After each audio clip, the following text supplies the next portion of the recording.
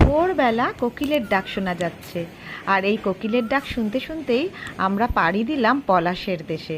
বসন্ত এসে গেছে। তো এইবার বহু প্রতীক্ষিত আমাদের পুরুলিয়া ট্যুর। আমরা যাচ্ছি পুরুলিয়া বড়ন্তি। এবার আমরা 3 বন্ধু মিলে একসঙ্গে যাচ্ছি, 3 বন্ধু আর তাদের ফ্যামিলি। আমরা সকালবেলা ব্ল্যাক ডায়মন্ড ধরবো, 6:45 নাগাদ ব্ল্যাক ডায়মন্ড শেওড়াফুলি থেকে। আর অরুণারাও আসবে, হাওড়া থেকে অরুণা, আর্য আর অমৃতা, ওরা হাওড়া থেকেই ধরবে ট্রেন ব্ল্যাক ডায়মন্ড। আর ওদিকে শতাব্দী, সৌভিক আর আসবে আমাদের মেধা, ঋদ্ধা। সৌভিক, শতাব্দীর 2 পুচকু, ওরা 4 জন আসবে, ওরা নিজেদের গাড়িতেই আসবে, এসে আমাদের সঙ্গে আসানসোলে মিট করবে। অরুণা, ওরা পেয়ে গেছে ট্রেন ঠিক টাইমে। আর্য একদম উইন্ডো সিটে বসে পড়েছে, আমরাও একদম ঠিক টাইমে ট্রেন পেয়ে গেছি, একসঙ্গে মিট করে ফেলেছি। এবার হই হই করতে করতে যাচ্ছি। ওদিকে শতাব্দী, সৌভিকও তাদের যাত্রা শুরু করে দিয়েছে।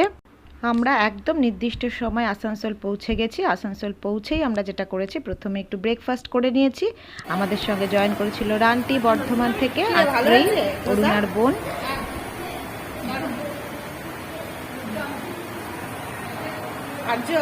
মোটামুটি বাবির তো খাওয়াই হয়ে গেছে, আমি তো মোমো খাচ্ছিলাম। এখানকার খাওয়া দাওয়া সত্যিই দারুণ ছিল, তাই আমি এটা আলাদাভাবে মেনশন করে দিলাম। Park cafe restaurant, opposite of Shatabdi park gate, একদম আসানসোল স্টেশনের কাছেই। খাওয়া দাওয়া হয়ে গেল, ব্রেকফাস্ট। এইবার আমরা রওনা দিলাম গড় পঞ্চকোট। আমাদের গাড়ি এসে গেছিলো, হোটেল থেকেই গাড়ি পাঠিয়ে দিয়েছিল, আমাদের সেইভাবেই হোটেলের সঙ্গে কথা হয়েছিল। চললাম গড় পঞ্চকোট। দেখুন, রাস্তায় যেতে যেতেই বেশ পলাশের দেখা নজর কাটছে, কিন্তু পলাশ কি অপূর্ব যে লাগছে। আমাদের পলাশ দেখাই এবার উদ্দেশ্য, পুরুলিয়া যে খুব ঘুরবো সেরকম কিছু না। আমরা প্রচুর মন প্রাণ ভরে পলাশ দেখব আর দোল খেলবো। চলে এসেছি গড় পঞ্চকোট। গড় পঞ্চকোট একটি মন্দির, দেখি একটু, আরেকজন দেখুন। হ্যাঁ ঠিক আছে। সবাই ভীষণ আনন্দে, সব বন্ধুরা এক জায়গায় হলে যা হয়, মনের বন্ধুরা, প্রাণের বন্ধুরা, ব্যাস সবাই ফুরফুরে মেজাজে। আমি কোনো ইতিহাস বলছি না, এখানে গড় পঞ্চকোট যে মন্দির, তার ইতিহাস এখানে আছে। রাধা মাধবের একটি মন্দির, গড় পঞ্চকোট পাহাড়, তার কোলেই এই মন্দির। সবাই যে যার মতো ঘুরছে, তবে প্রচণ্ড রোদ। দেখুন, আমাদের এইখানে সব বিভিন্ন দোকান আছে, মন্দিরের সামনেই বেশ কিছু দোকান রয়েছে, যেমন ইচ্ছা কেনাকাটা করতে পারেন। আখের রস, শসা, প্রচণ্ড গরম তো ব্যাস জয়েন করে গেছে আমাদের সঙ্গে। দেখুন,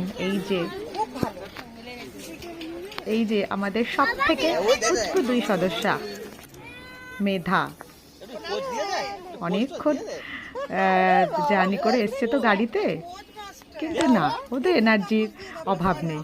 ব্যাস চলে এসছেন আরেকজন, ঋদ্ধা, আমাদের গ্রুপের সব থেকে ছোট 2 সদস্যা।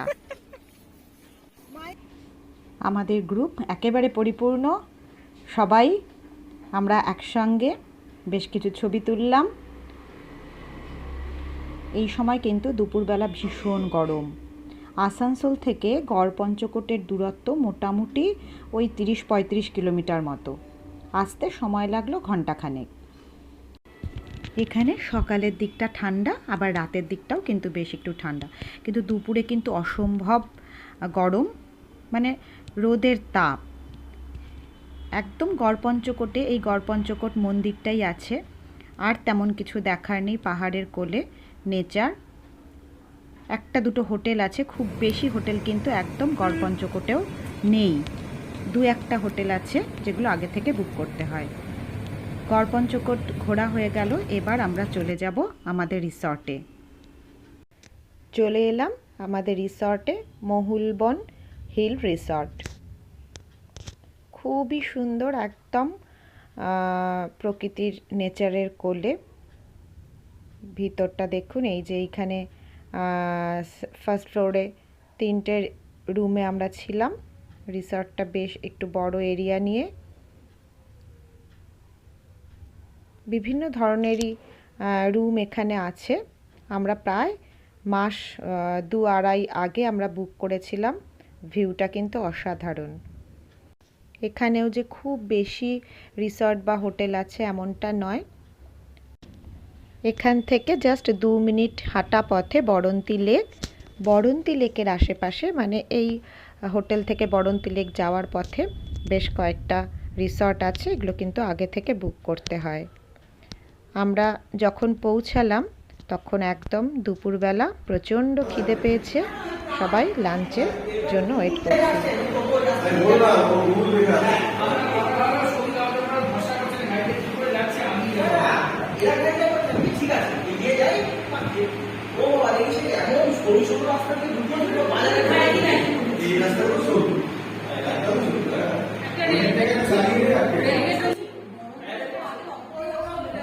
লাঞ্চ করে একটু রেস্ট নিয়ে সবাই সাজুগুজু করে দেখুন রেডি। এবার আমরা বড়ন্তি লেক যাব, ওখানে আমরা সানসেট দেখব।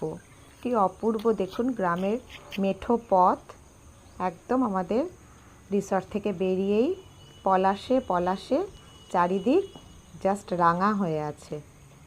অপূর্ব, মন ভরে গেছে আমাদের। আমরা এই যে রাস্তাটা, এই রাস্তাটা জাস্ট শেষ হলেই এখানে বড়ন্তি লেক।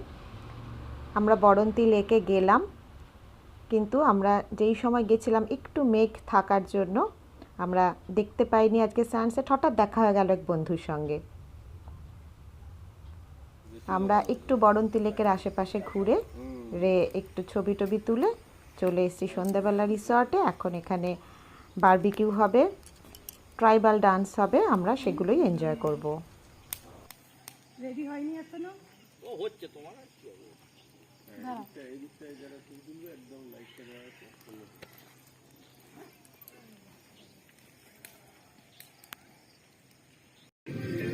বাবা এক জায়গা ভিতরে তুলো না, আর তুলো না, এবার ওগুলো ওখানে রেখে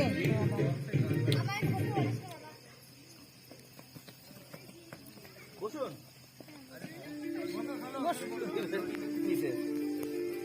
নমস্কার। হ্যাঁ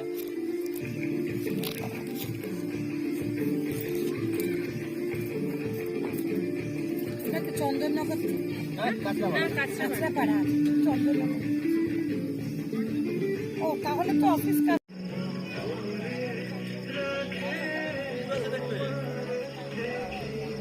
রাত্রিবেলা আমাদের রিসর্টটা আরও সুন্দর হয়ে উঠেছে, মোহময়ী।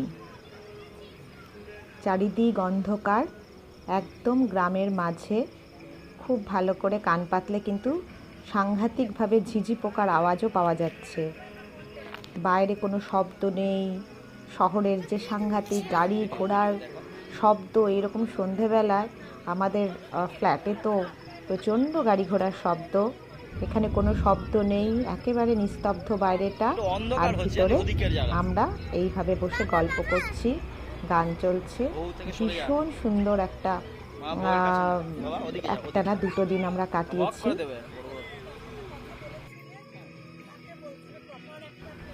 পরের দিন আমরা কোথায় যাব না যাব সেই সব নিয়ে চলছে প্ল্যানিং।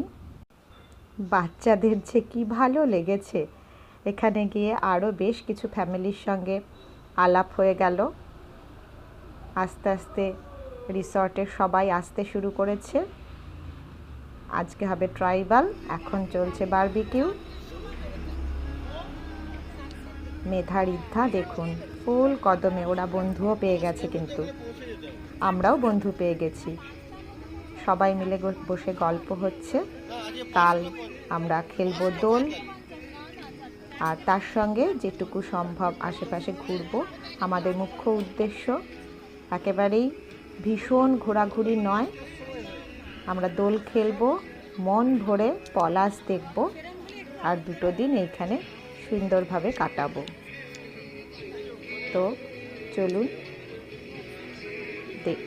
এই যে চলে এসছে বারবিকিউ, সবাই এখন সেটাই খেতে ব্যস্ত। এরপর হবে ট্রাইবাল, সেগুলোই আমরা এখন দেখব। কি খাচ্ছো? কি খাচ্ছ এটা বলো হ্যাঁ চিকেন ভালো খেতে ভালো তাতে মনে হয় চিকেন দেবে। কি দিয়েছিল দুপুরে? কি দিয়েছিল বাবা মনে আছে?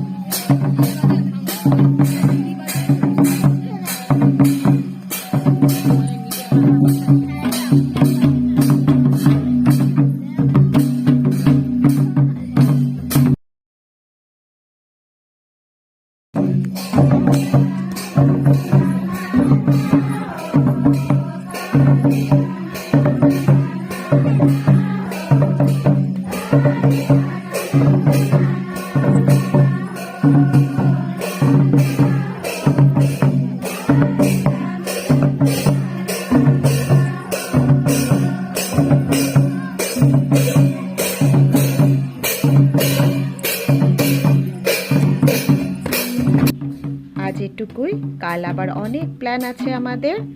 আজ তাড়াতাড়ি ডিনার করে সবাই শুতে চলে যাব। আবার কাল একটা নতুন দিন নতুন উদ্যমে শুরু হবে।